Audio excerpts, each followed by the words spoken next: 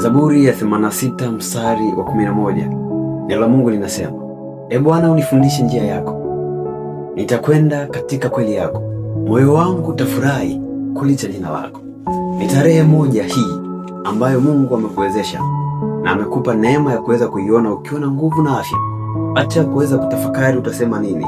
Acha kuweza kusema hivi itakuwaje. Mwambie Mungu asante.